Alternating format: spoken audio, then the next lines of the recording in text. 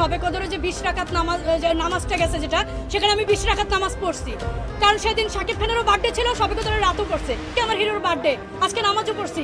আজকে হিরোর নামটা আগে নিয়ে আমি মোনাজাত ধরবো।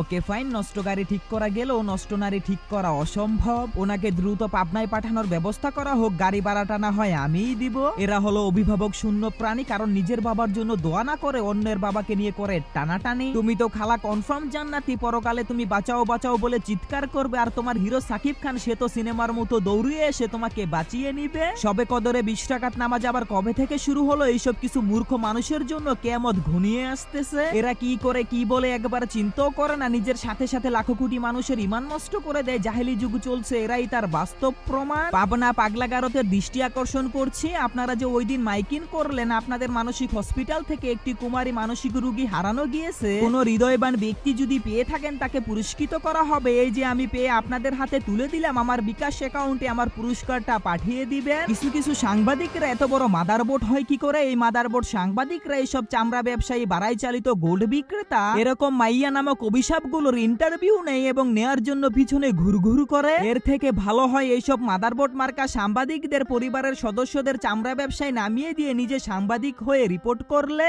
ধন্যবাদ।